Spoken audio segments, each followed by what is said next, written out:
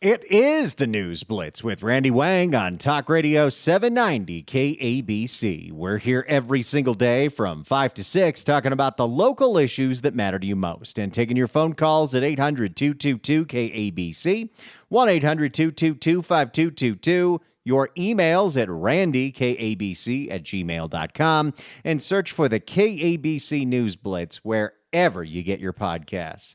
The LA County Board of Supervisors, about an hour and a half ago, voted to declare a local emergency in Los Angeles County. And before you think this is about the rain, let me just tell you, this is not about the rain. No, the LA County Board of Supervisors did something very odd. They declared a local state of emergency for the ice raids. What does that mean? Not totally sure. So let's find out together by listening to 5 women, actually 4, because Catherine Barger didn't comment at all on this and then voted no.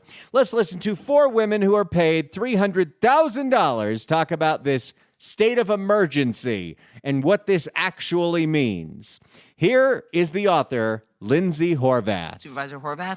Thank you very much. First, wouldn't be a Board of Supervisors meeting without a bunch of thank yous. First, I want to acknowledge the Immigrants RLA Coalition, CHAIRLA, Filipino Workers Center, COFEM, Trans-Latina Coalition, Clean Car Wash Workers, CARE LA, Pomona Economic Opportunity Center, Inclusive Action for the City, LA Tenants Union, Community Power Collective, UTLA, and so many more organizations who joined us this morning for a press conference about this very motion.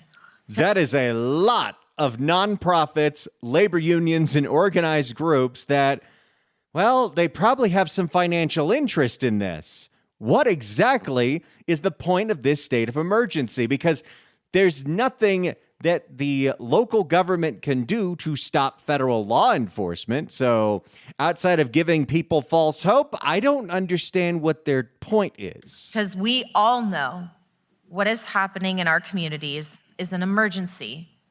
And unfortunately, it isn't new. For months. If you wonder what are the last few emergencies we've declared, well, there was an emergency declared for the fires, and there was an emergency declared for homelessness, and there was an emergency declared for COVID. For months, families have been living under threat. Workers have been kidnapped from job sites, and children have been coming home to empty dinner tables. Los Angeles County has a responsibility to protect every resident, no matter where they come from or what papers they carry. But what can you do? You can't stop the federal law enforcement from doing their job. There's no power, even in a state of emergency. So what is this really about? Declaring a local emergency allows us to move faster to meet that responsibility. And this proclamation is about action and speed. It actually sounds more like symbolism, unless the action that they want to take here is an action that the county and the city of Los Angeles have taken during other emergencies.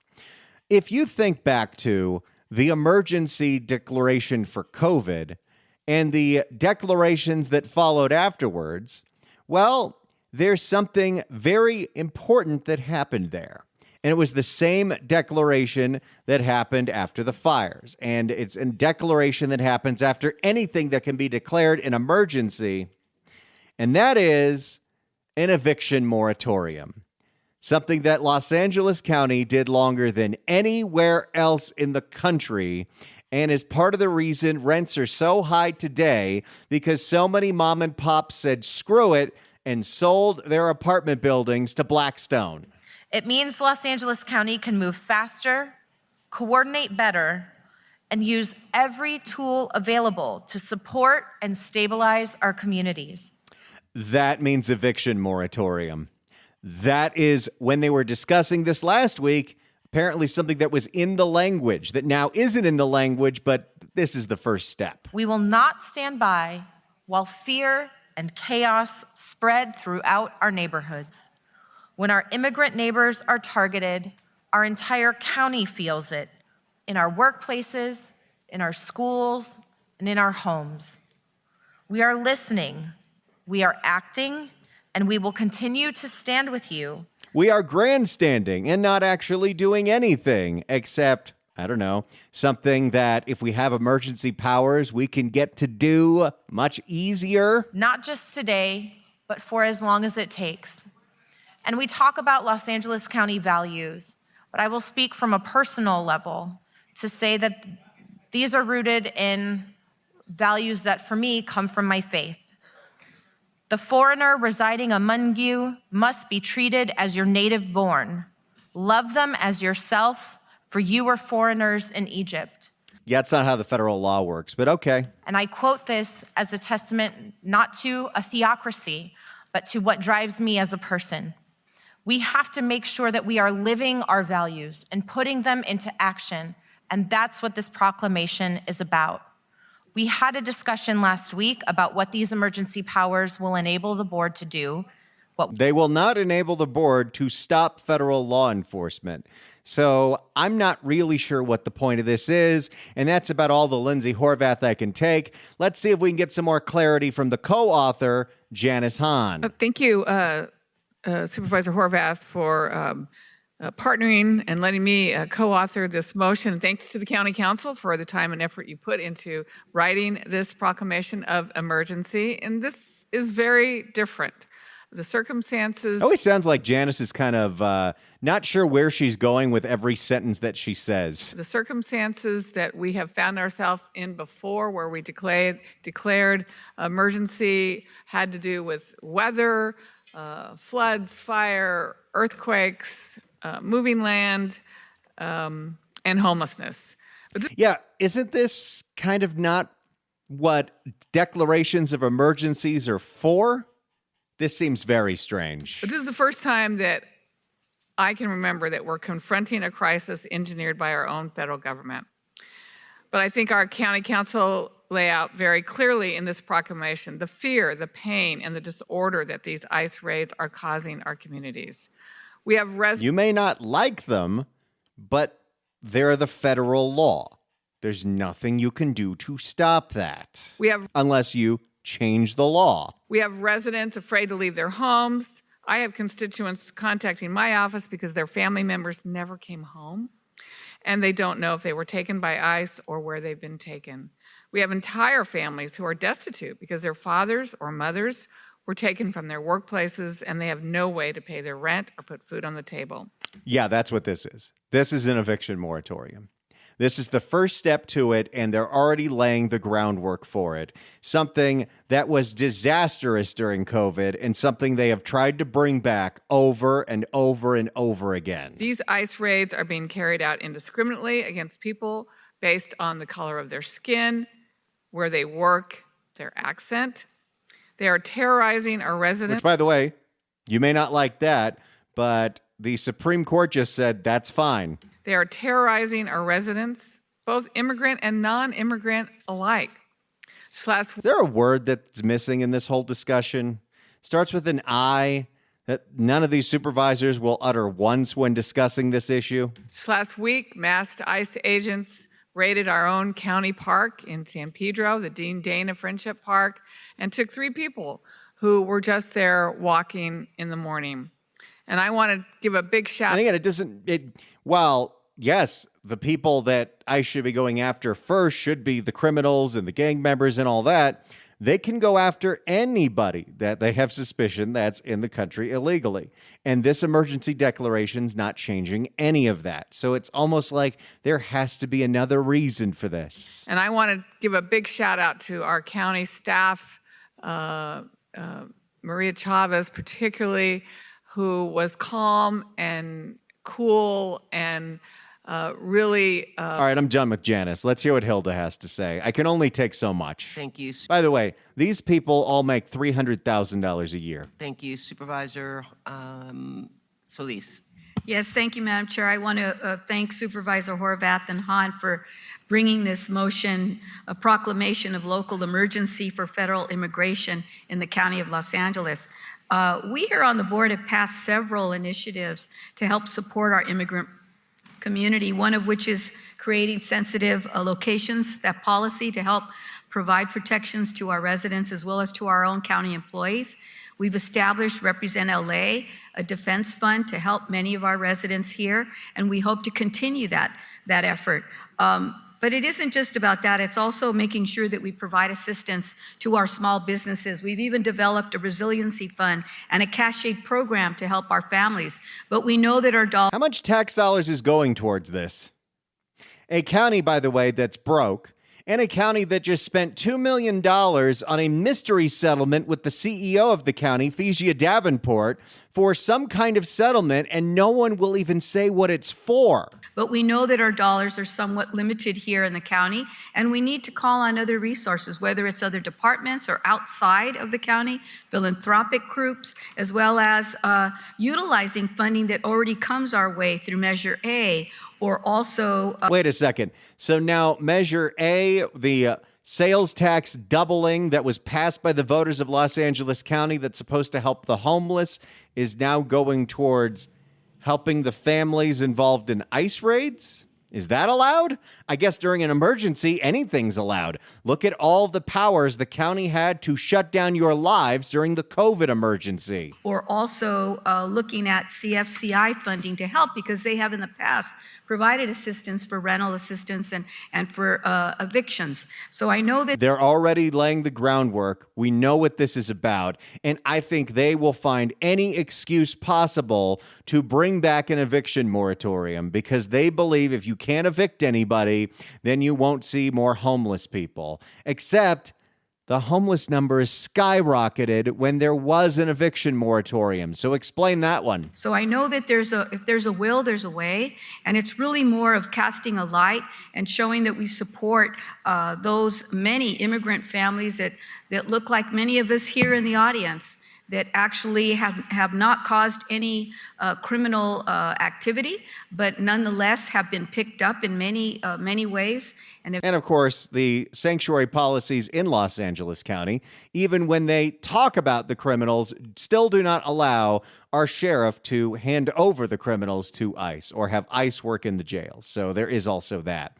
All right, let's see if Holly has anything to bring to this conversation. Thank you, Supervisor Mitchell.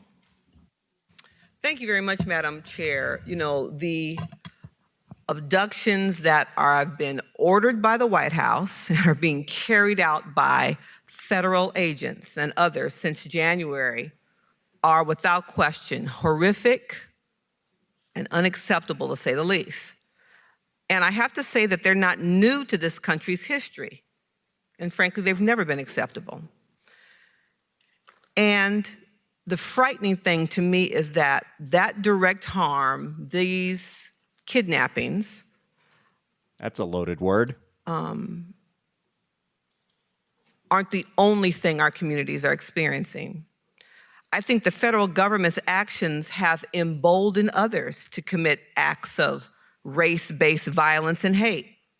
The hanging... Because, you know, hate crimes never existed before 2025. The hanging of young Black men, the verbal and physical assault of people of Asian descent, and targeting individuals who, from their perspective, don't look like they're U.S. citizens. I am not referencing historical actions. These are things that are taking place today. And that's because the federal government is enforcing federal laws. Okay. Each and every day in our county and across the country. And so I think it's important that we respond swiftly and appropriately. I, as the board member who represents communities like Little Ethiopia and Koreatown, representing a significant Haitian population, I'm painfully aware of what our communities across LA County are witnessing and experiencing and the fear it evokes. So I have a question for County Council as we consider this motion before us today. We are all seeing actions on the news, places like Chicago, other places, other municipalities that are, I think, going beyond the concept of a sensitive location, but where we're seeing the fact that federal agents aren't invited, aren't into hotels to stay, aren't welcomed into restaurants. We see citizens and municipalities taking real meaningful, tangible action. So now we're going to, with this emergency, find a way to legally discriminate against federal law enforcement agents. What is she advocating for here? Also, why are we paying these people $300,000? Against these federal agents being in their communities. Is there anything in this declaration that would empower us to take similar action? So we want to find out if we can have the power to impede federal law enforcement. Let's move on, because I can only take so much of Holly and you can only take so much of Holly. Let's hear, because this is the thing. While they talked about helping out the families and we need these emergency powers that aren't really defined as to what they do, when it got to the public comment section, it was very clear what this was all about from both sides of this debate. Let's hear from the head of the LA Apartments Association who called into public comment. Janet Gagnon with the Apartment Association of Greater Los Angeles. Make no mistake, this emergency declaration is a first step towards a countywide eviction moratorium, as stated by County Council at last week's board meeting. Supervisor Horvath's original motion clearly included eviction protections for impacted households, and nothing in the current motion and draft declaration excludes this action. An emergency declaration will push more mom and pop owners out of the rental housing market. Many are already struggling due to 2 earlier county moratoriums for COVID-19 and the wildfires that caused huge financial loss. The third moratorium will be the final straw for many, pushing them out of the housing business. And more Avalons. Like any small business, they have monthly bills that must be paid, including mortgage payments, sewer, trash hauling, repairs, insurance premiums, and others. Hey, when you do an eviction moratorium, do you also do a moratorium on the property taxes that the landowners have to pay? No, you don't? Huh, interesting. They rely on prompt payments to cover these costs. When these owners lose their Thank properties. you. And they cut her off.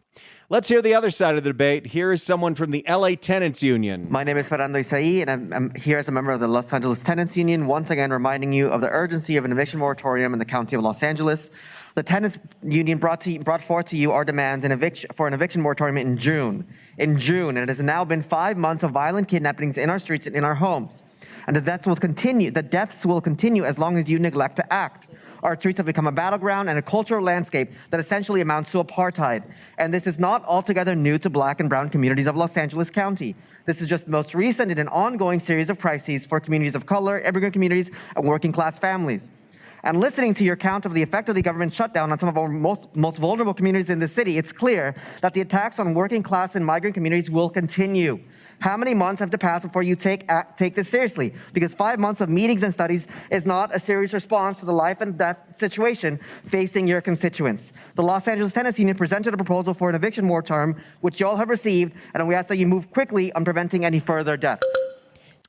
So there you go. That's what happened after the public comment. The board voted 4-1 to approve this emergency declaration. I'd love to hear from you right now at 800-222-KABC, 1-800-222-5222. Los Angeles County just voted to declare an emergency for the ICE raids.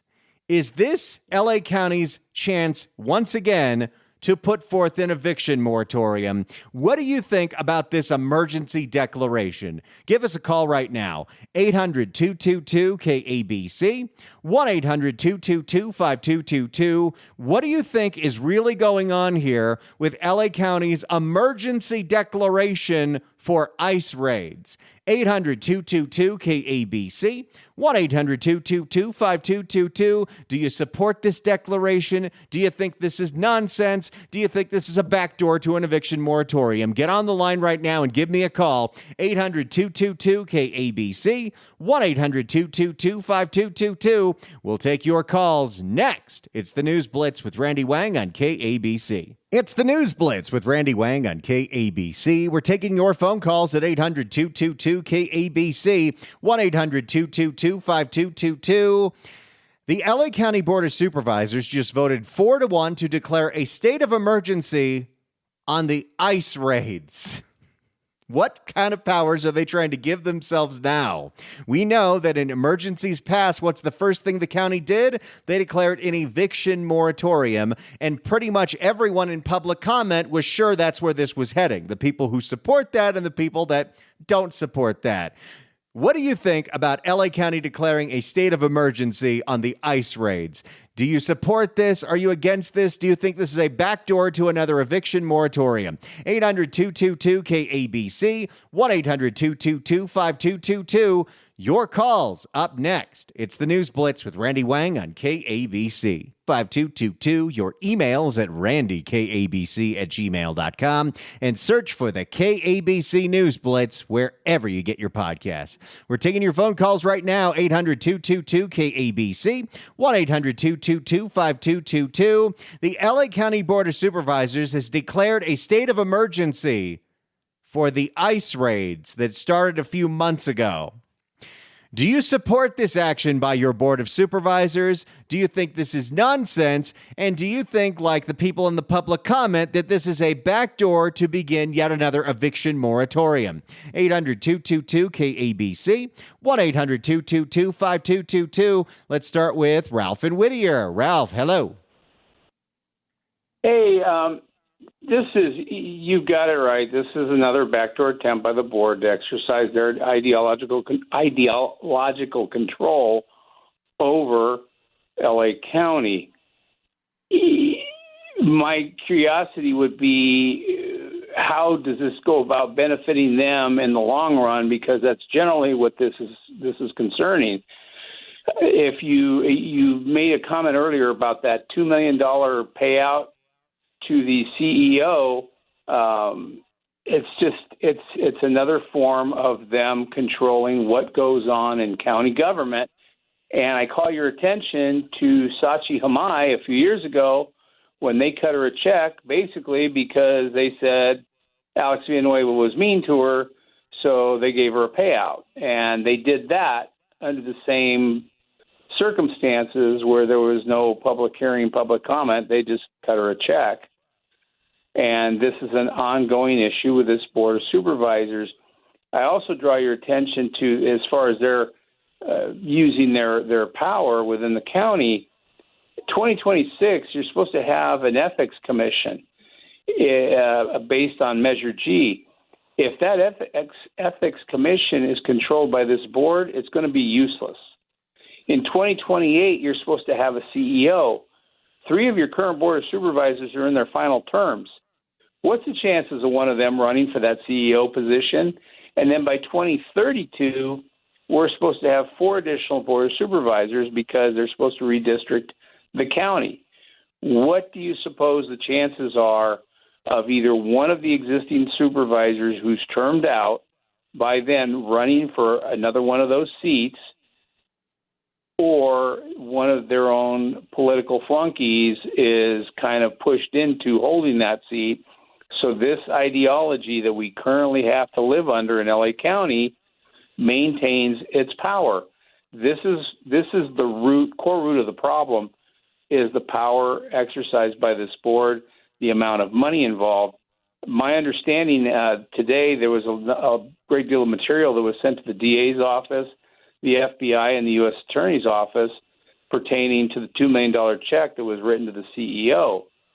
The only way you're going to put a stop or slow down this moratorium that is coming down the tracks is if the feds get involved and some people start going to federal prison. Otherwise, this is not going to stop, and they are going to encapsulate this county, not just from the federal government and the rest of the country, but probably part of the state too, by exercising this ideological power of theirs over LA County. And I think we've seen the corruption right here when they're able to give themselves more powers through these emergency actions for anything that they want. And to that point, and thanks so much for the call, Ralph, this $2 million settlement with Fezia Davenport, the appointed CEO of Los Angeles County, she still has her job, but she's going on a mystery absence. And from the reporting that we saw, from very good reporting from KPCC, is that this all had to do something with Measure G when this settlement was made that somehow harmed her reputation, and they paid out $2 million and then didn't report it. There's something going on there. Let's get back to the phone calls on the LA County Board of Supervisors declaring a state of emergency on ICE raids. Let's go to David in Orange. David, hello. Good evening, Randy. I think it's interesting in your opening monologue about this, you had the statement made by the president of the tenants union. And if you go back and listen to it, he continually referred to tenants as the constituents of the area. Now, in my mind, constituents means voters. Now, these folks supposedly are illegal immigrants. So how could they be constituents? They can't vote unless they are being allowed to vote, and nobody wants to go down that path and bring that to light for anyone to evaluate or review. So I think it's rather interesting also that you mentioned earlier, if you're going to allow one constituent, supposedly a constituent, this benefit, then why not the constituents who vote and own the property to be relieved of and have a moratorium on property taxes? You got to play both sides of the fence if you're appealing to your so-called constituents. They're talking out both sides of their mouth. And to me, this is just grandstanding to try and look good. Because again, they're not constituents. They are people who are here illegally. They're not entitled to be here. They should be gone. This is just a virtual benefit for them to look like they're doing the right thing for the downtrodden. And I'm sorry, but I'm not buying it at all.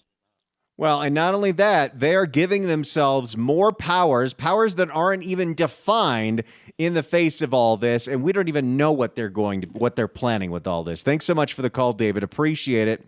The LA County Board of Supervisors voted to declare a state of emergency, giving them special powers. And this isn't because of a fire or a flood. This isn't because of COVID or homelessness. This is in reaction to the ICE raids. What do you think is really going on here? 800-222-KABC, 1-800-222-5222. Let's go to Sean in Torrance. Sean, hello.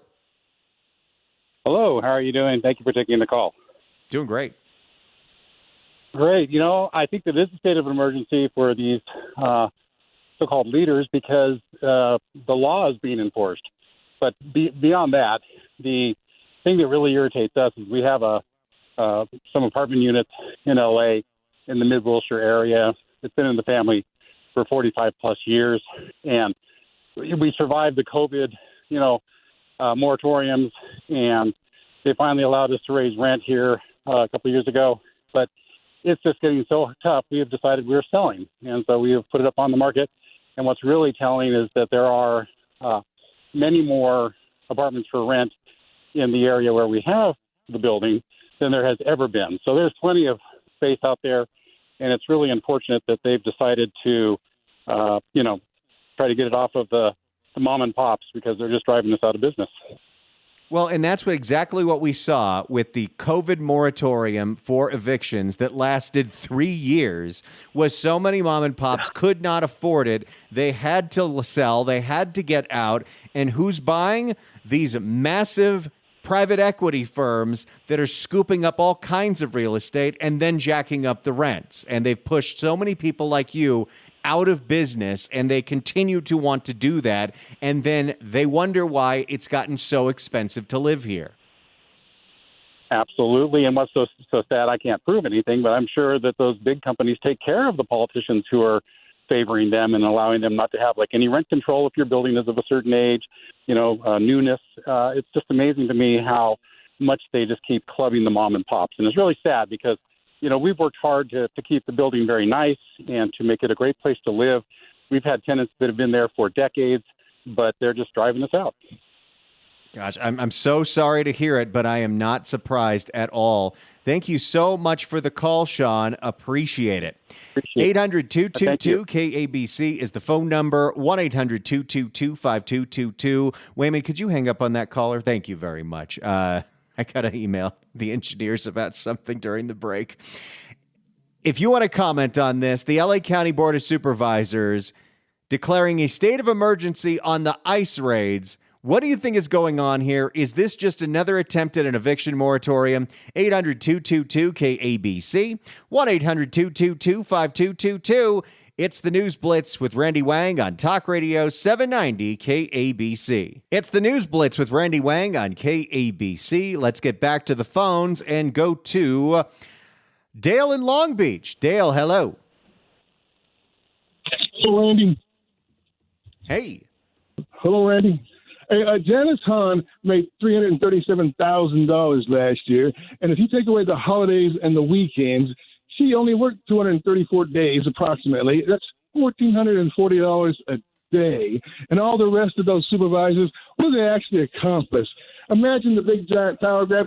Hey, Randy, remember you were thinking about building an ADU in your backyard? Imagine having someone live in your backyard and you can't even collect the rent. Oh, boy. Well, I'm not surprised. Thanks so much for the call, Dale. 800-222-KABC is the phone number. We'll get to more of your calls next. But hey, look at this. 790 KABC welcomes Smartless Live with Jason Bateman, Sean Hayes, and Will Arnett at the Hollywood Bowl on November 15th. Tickets on sale now at Ticketmaster.com. But right now, caller number 9 at 1-888-790-5222 gets a pair of tickets to the show. Tickets furnished by Live Nation. Good luck dialing.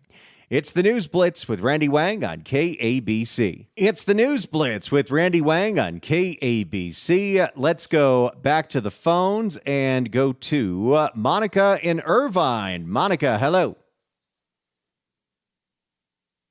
Paul, I think the Board of Supervisors are just a group of opportunists. They'll only do what benefits them under the guise of protecting the underrepresented or the lower class or illegal immigrants. But the low income housing is their next opportunity. So the caller mentioned that they were kind of getting pushed out of the housing business. So to declare these eviction moratoriums and provide more protections for delinquent tenants will, force these homeowners, or landlords to sell their buildings over to BlackRock and Avalon and those investment firms, or the cities that I don't know how it works, but they'll get